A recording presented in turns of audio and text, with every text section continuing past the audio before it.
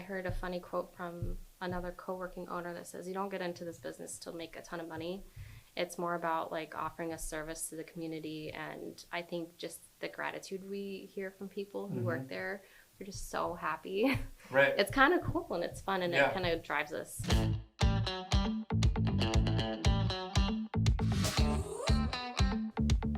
This is the Buffalo Community Podcast, all about the greatest small town in the USA, the people in it, and how it all works together. Here are your hosts, Tyler Reiss and Mark Benzer.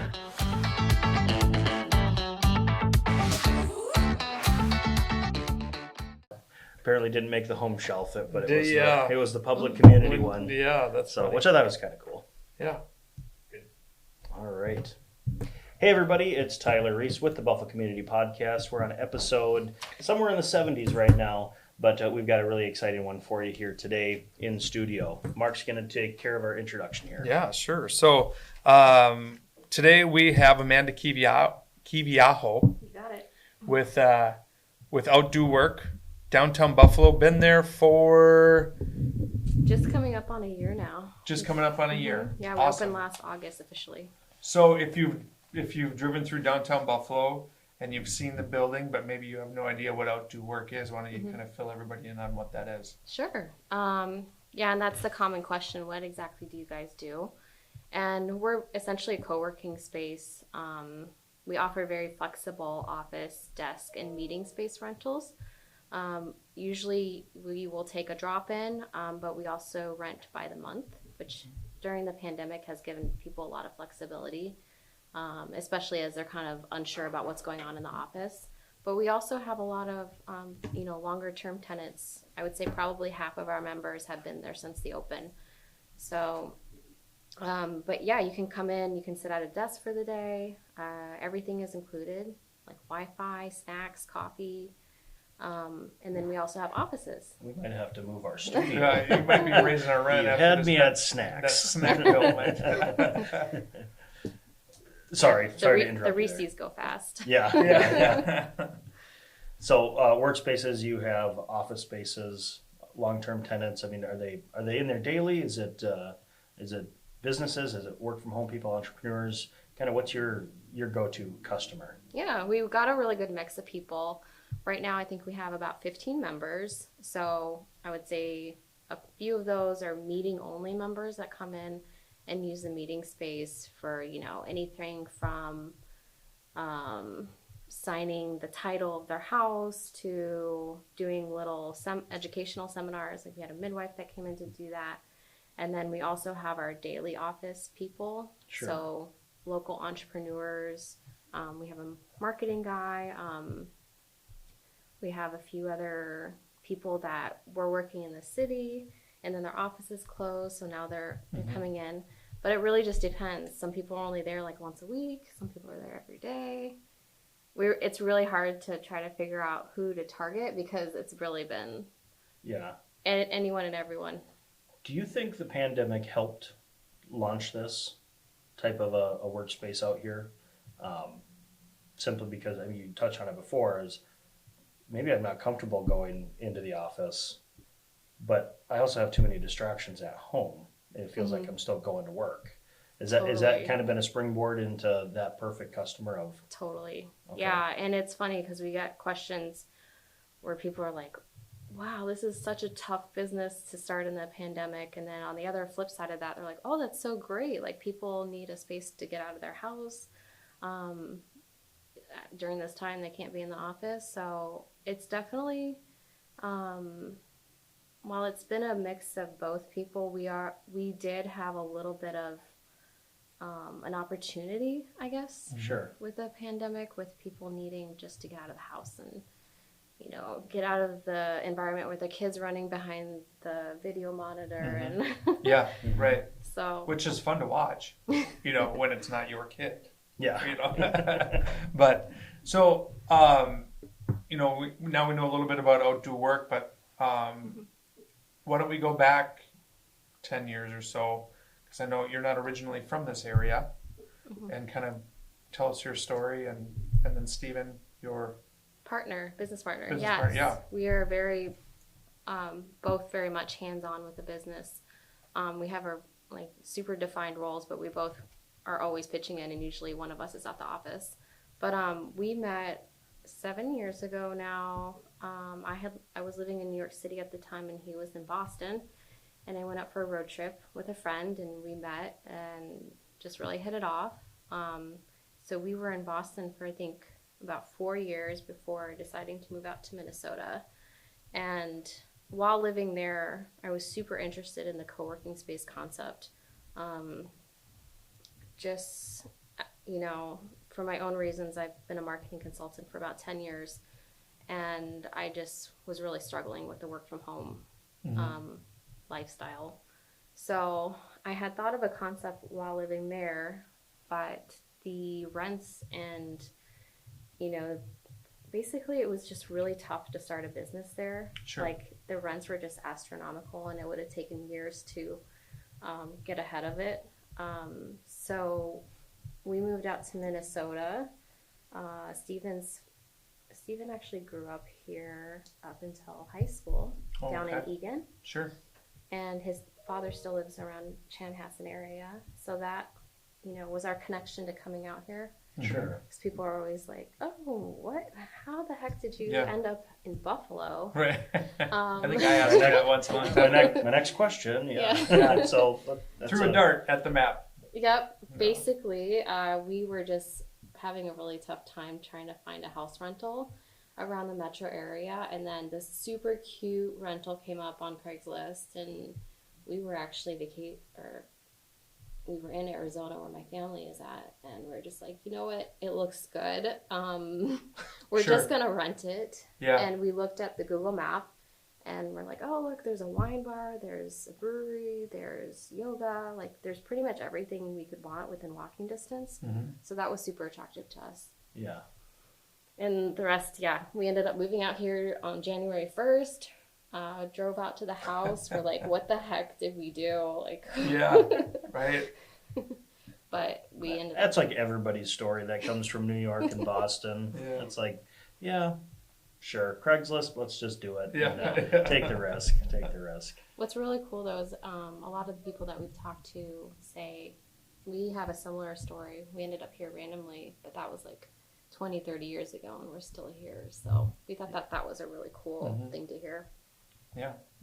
There must be something about that culture. I mean, it's even the people this morning we had another interview. They're from down in the cities, Apple Valley, they're Maple Grove, but they say it just kind of, something about Buffalo kind of changes. Is like the hustle and bustle isn't there. Stress is way less. So I think we pretty much nailed it when we said it is the greatest community in small town USA. But you said you were in marketing before. Do you do stuff outside of OutDo Work? Is this a part-time? Is it a full-time? Is it passive? So for Steven, he works full-time actually at a startup that's helping with setting up cameras to alert the surrounding areas of wildfires. So really cool startup. He's super busy with that and the building. And then I, last year when the pandemic started, I ended up going back to school full time. Sure. In the sustainability area, because it's just something I've been super passionate about. So I've been doing that full time, and then the business, and then I do a little bit of, I help people in the area with marketing, but it's not like I don't do paid gigs or anything. Sure. So you get to scratch that marketing itch a Yeah. little bit as more of a hobby or a service that makes you feel good. It does. It really just makes me feel good. And there's a lot of local businesses that I feel like are always open and wanting to know, like, what could they be doing? Yep. So. Sure. Do you feel like this could be expanded into other communities? OutDo. We've thought about it. I don't know. I don't see why not. Sure. I do see a lot of suburb co-working spaces popping up.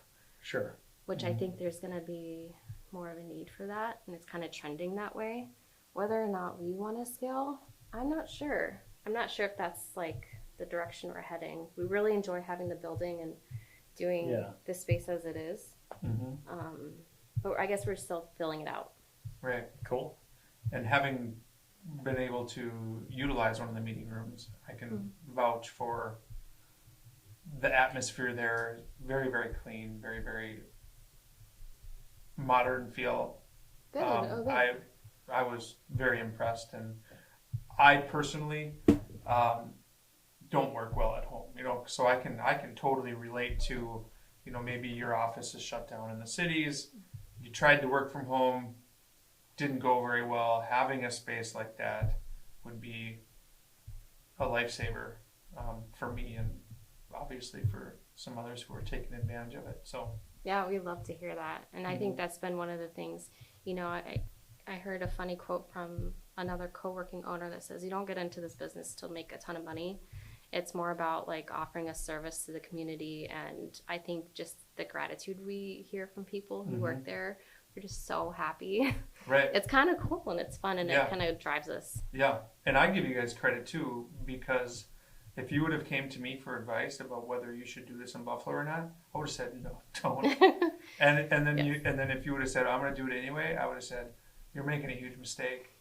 Like, we got that a lot too. It wasn't just you. I just think it's so cool that you just did it and had the vision, put the plan in place, and to prove people like me wrong is just, I'm pumped for you guys. I think it's great. Awesome. Yeah, we'd love to hear that. I would have been supportive, just to be on the record. Yeah, not so much doom and gloom. Yeah. But I'm not an insurance guy. It's an awesome concept, because I too, if I didn't have an office to work out of, I can't work from home. I have way too many distractions to kids, wife, lawn, PlayStation, fridge, garage. Too many things to distract. So having that, I feel more productive.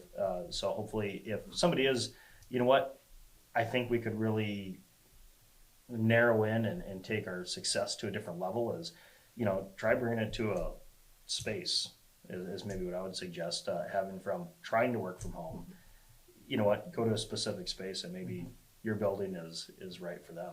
Yeah, and you really don't know until you sit down in the office and you're like, wow, I'm actually getting stuff done. Right. Instead of at home where you as you were saying, you're Yeah. distracted every minute. Yeah, because isn't that the advice they always give is, if you're working from home, you have to have a designated workspace, right? Which in theory, Get dressed that's a for great work idea. too. Yeah, get dressed. But whether your intentions meet, your actions, You're on the couch in your pajamas, and Right. it's not quite. Right. Yeah, you really should have a designated space. Yeah, I know. But, Yeah. I- It's the couch. Price of Right is on.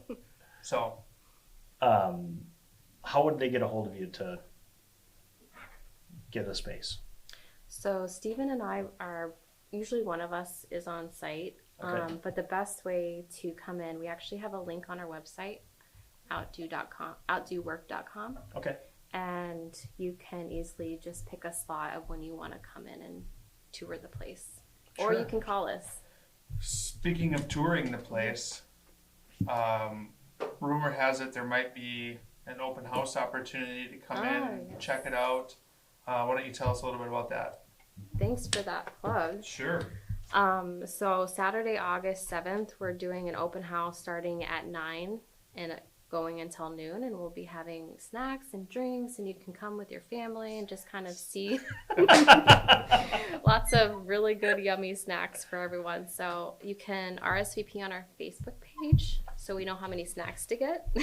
Sure. And yeah, you'll be able to see it's a 5,000 square foot space. It's been recently renovated, and there's a lot of cool spaces that people aren't aware of until they actually get on site. So I think it's a bigger building than you might think. yeah. There's a space back there. Yeah, and it just keeps going. Yeah. Yeah, it would be easy to drive by and not. It's been there for so long, and it's been Different things. and so Yes. having you guys in there and providing stability there is awesome and exciting. So Cool. Excellent. Well, we can't thank you enough for coming in. It was great getting to know you a little bit more and OutDo Work. Yes, thank you guys. Is there anything that we missed that you want to talk about? I don't think so. Yeah, we've really, the success has been thanks in part due to not only Stephen, he's been instrumental, but also the surrounding businesses and people like you guys who have reached out to us and, really been helpful and kind of helping us get up and started. So Cool. Absolutely. We'll go check out the open house, August 7th. Do we have a time on that? 9 a.m. to noon. 9 to noon. 9 to noon, August Perfect. 7th. For the Buffalo Community Podcast, I'm Tyler Reiss. I'm Mark Benzer, Amanda Kibiaho. produced by Luke Edlund.